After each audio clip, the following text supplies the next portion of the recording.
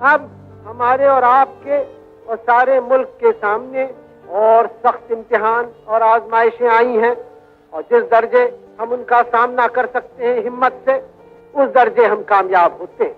اس لیے خوشی بھی آپ کو مبارک اور تکلیف بھی آپ کو مبارک، ہنسنا بھی آپ کو مبارک اور رونا بھی آپ کو مبارک۔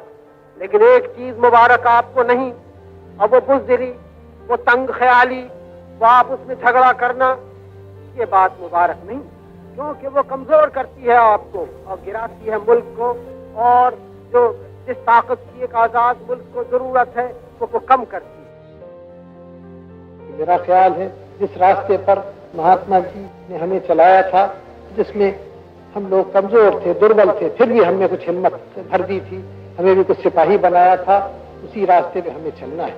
سپاہی خالی وردی پہن کے فوجی لوگ نہیں ہوتے، سپاہی ہر ایک آدمی ہوتا ہے جو کام کو اٹھائے سپاہی کی طرح سے کرے۔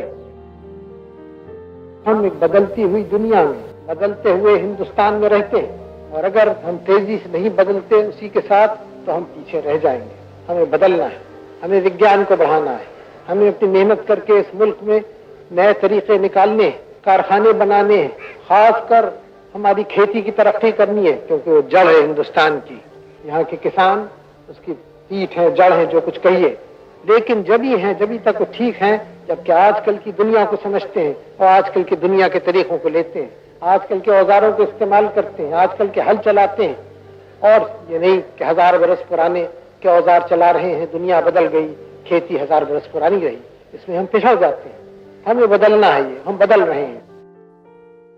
ایک دن آنے والا ہے بہت جلدی جبکہ کوئی بچہ ہندوستان میں نہیں رہے جس کو پڑھنے لکھنے کا موقع نہیں ملا ہے۔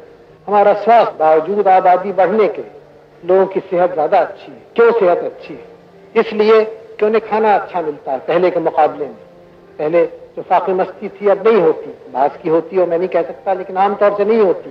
صحت اچھی ہے، سب سے بڑی بات صحت میں کھانا ملنا، سب سے ضروری بات ہے ایک قوم کے لیے کھانا اس کو ملے، کپڑے ملے، گھر رہنے کو ملے، اس کے سواستھ کا پربند ہو، اور اس کے پڑھائی کا ہو، اور اس کے کام کا ہو، اور اس کے کام سے یہ سب باتیں ہوں۔ یہ ہمارا دھیے مقصد ہے۔ ہمیں حق ہے اپنی اپنی آوازیں اٹھانے کا، لیکن کسی ہندوستانی کو حق نہیں ہے کہ وہ ہندوستان کی آزادی کے خلاف آواز اٹھائے۔ کسی ہندوستانی کو حق نہیں ہے کہ ایسی بنیادی باتوں کے خلاف آواز اٹھائے جو ہندوستان کی ایکتا کو، ہندوستان کے اتحاد کو کمزور کریں، کیونکہ اگر وہ کرتا ہے تو پھر چاہے وہ چاہے یا نہ چاہے، چاہے وہ سمجھے یا نہ سمجھے، وہ ہندوستان کے اور ہندوستان کی آزادی کے خلاف غداری کرتا ہے۔